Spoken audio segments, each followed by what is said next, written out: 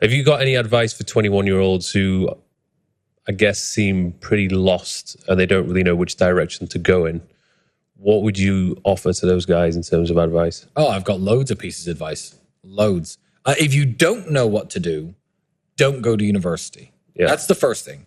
If you know what you want to do and you need a university degree to do it, then obviously pursue that.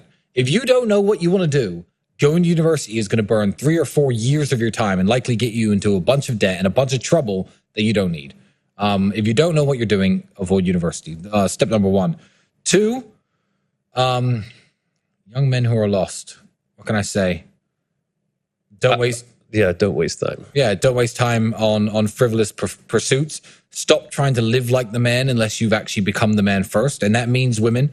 Stop trying to get laid all the time and get beautiful women. Because if you are a nobody, the time and effort it's going to take into convincing a really beautiful woman to go to bed with you is much less time than it would take me or Mike, because we are a somebody already. So you're burning your hours. Don't chase women too much. Don't chase having fun too much. Don't chase clout too much. Don't try to be seen in cool places that you can't actually afford to be in. You know, Dubai is actually a very interesting example of this. I'm going to go off on a bit of a tangent here, but that's all good advice. It's simple. Dubai is a very good example of this because Dubai is a place where people can look like they're doing something big when they're doing absolutely nothing at all. Mm-hmm. There are hotels in Dubai, like the hotels I stay at, that are 1, 2, 3 grand a day, 10 grand a day. They do exist. And there are also hotels in Dubai up near the old town where, you know, the laborers and the workers stay that cost $35, $40, $50 a day. That does happen. You could fly to Dubai, and people do this. Men do this with no money because men don't have the ability to just, you know, hit dating apps in Dubai and live the good life. They come to Dubai with their friends. They have no money in their pockets. They have a nice shirt that they'll wear, fine. And they'll take a taxi from their really cheap hotel down to downtown, picture in front of the Burj Khalifa, click, picture in front of a Lamborghini, click. Now they're a guy with a picture in front of a Lamborghini in Dubai. They're a guy who hangs out in Dubai now. He's at the Burj Khalifa. He makes less than $1,000 a month, probably. You know, people do this. They literally clout chase based on location. And that is the biggest waste of time that I've ever heard of. You know, go on a vacation within your budget and have fun with your friends, by all means, and take your mind off trying to be somebody. But yeah, people pretend too hard today. And the effort it takes to pretend short term will make you look richer or cooler or more successful than you are. But if you take all the time that you spend pretending and actually invest it into trying to become what you're pretending to be, you'll get there. Yeah. But it will take, again, 3, 4, 5 years, and people don't want to do it. Did you spend much time when you were younger, like reading books? Or did you feel like most of the things you've learned today have just come from life experience? I've read thousands of books. But I agree with a lot of people, including my brother, who say that reading books is largely a waste of time. I used to have time to waste. Books are entertainment. People read and they think that reading is going to make them rich or make them successful. I feel like reading is putting your brain on pause. You know, you might be entertained for a while, but I just feel like it's a higher form of Netflix to me, you know? And even, you know, success books, you know, I saw a copy of Rich Dad, Poor Dad somewhere here in your apartment. Yeah. I'm not saying that reading that isn't entertaining. I mean, there's a movie called The Pursuit of Happiness about, you know, I don't know if you've seen a Will Smith movie where he gets successful and stuff, but it's still not going to make you rich. You were already who you were before you bought that book. I know that book isn't that old. But if you're young and you're broke and you don't have anything in life, I don't feel like these success-based, what I would call success books, these, you know, alter your mindset, alter your life kind of books are going to benefit you massively. I've read loads of books, but I read for entertainment. I think a lot of people, I know so many people that do this. They'll spend all their time reading or watching. They're just constantly trying to learn. But never taking action. There's no action, yeah. And then again, people think reading makes you smarter. I agree. And then they think smarter makes you richer. And I disagree. Mm-hmm. So again, some of the smartest people in the world are flat broke. Working in some university somewhere explaining, you know, physics theories to a bunch of kids who've paid their tuition fees. Some of them, and they're broke. So no, smart doesn't necessarily equal rich. So don't think reading equals smart, smart equals rich.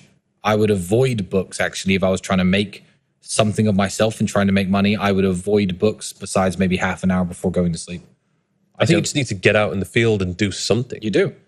if you ran I ran a business with my brother that failed before I was 21 years old. That qualified me more to run a successful business than anyone who from age 18 to 23 studied business at university for 5 years and got a master's in business. Me, having run my one failed company, was more qualified to run a successful company after that than they were. Because the person who they learned from at university doesn't run successful companies. It's just a bunch of book learning. It's a bunch of theory that isn't really applicable to real business, in my opinion. Well, that's what I experienced, and I completely agree. Yeah, there we go. I was getting lectured by people who had no money. Yeah, we're broke. And I was like, hang on, this doesn't really add up here. Like, I would like to actually listen to people who've been there, done it, and have the experience to share. Well, university has a monopoly on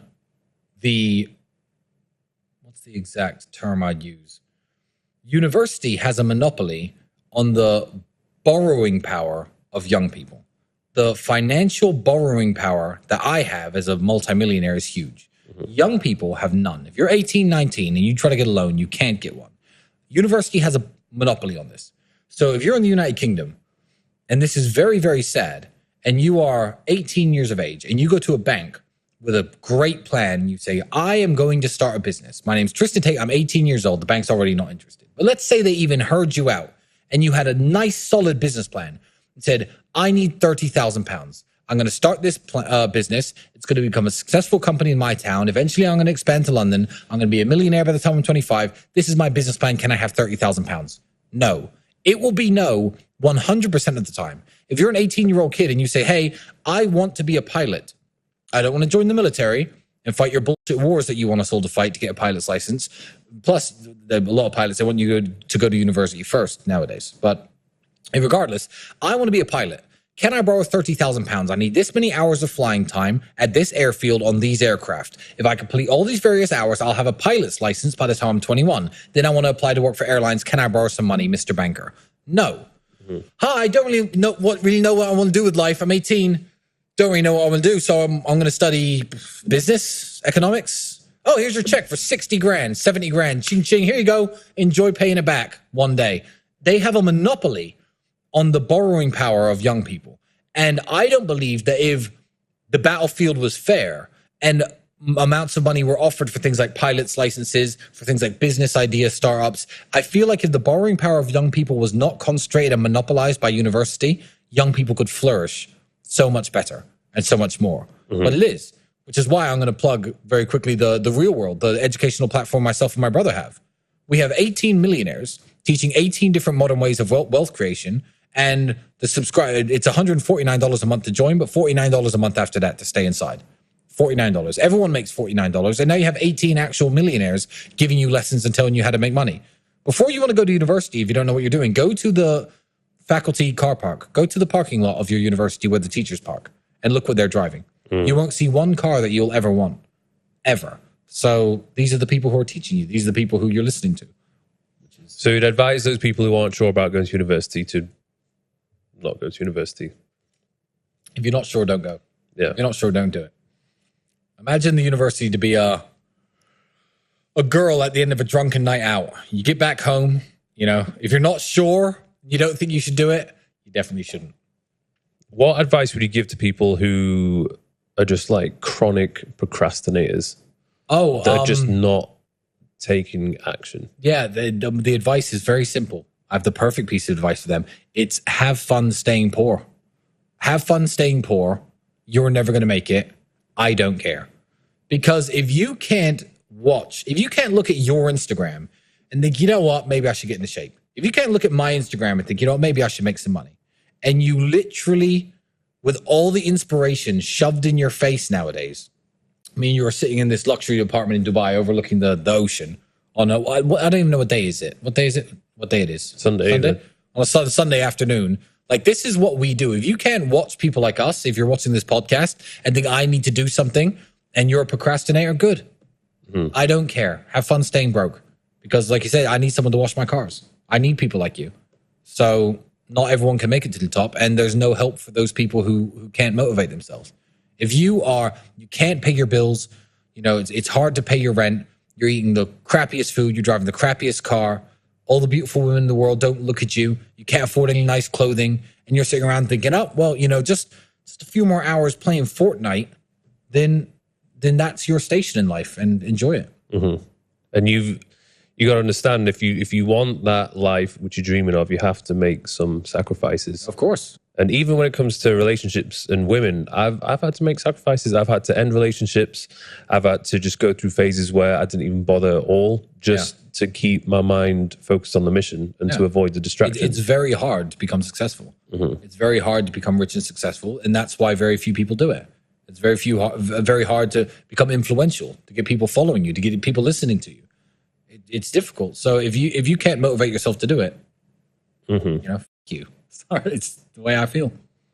Have you got any advice for people who are in relationships with someone who they think they love or they admire a lot, but they know deep down that person is holding them back? Yeah, don't let them hold you back.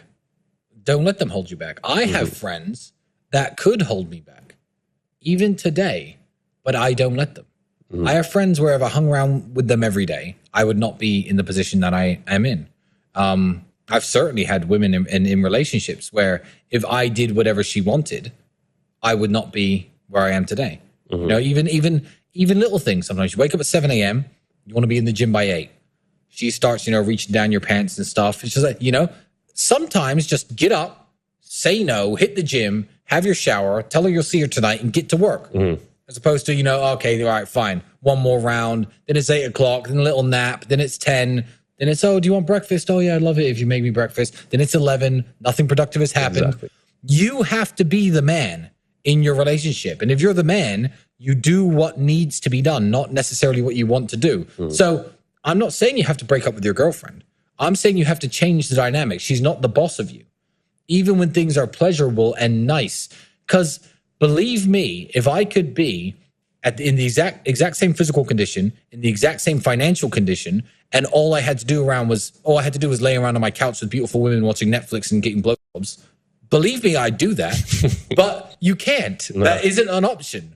So, don't let your girlfriend make you feel too comfortable, and just don't fall into the trap of enjoying it too much and enjoying the pleasure too much. Make room in your life for the discomfort. So keep your girlfriend. It's fine, but just don't. It's happened so many times with me in the past where I spend too much time with him. I end up just becoming like just soft, losing the discipline. And even like, say for example, you have a bit of action in the morning, you bust a nut, and you try to go and train legs after that. Like it's just, I'm not really in the mood to train legs. I'm too chilled out. Exactly. So you have to make life hard for yourself because no one else is going to do it. No one else. I'm certainly not going to come into your room at 7:30 and kick your door down and say, I don't know what your name is, Steven from Los Angeles. It's time to get your life in order. Let's get up. Let's hit the gym. You're not going to, I don't care about you. No one cares about you that much. You should care about yourself that much. In which case you can't let women make you feel too comfortable because it's not something they do on purpose to stop us, but I feel like it's a woman's natural instinct to want as much of your energy as possible. Yeah. And she's happiest when she gets the most energy from you as possible. A woman wants nothing more than you to be at home with her all day long, talking to her all day long, watching movies with her all day long, and have sex with her 5 times a day. That's a woman's dream. And you know what? By all means, do that once you have $100 million. But don't do it now.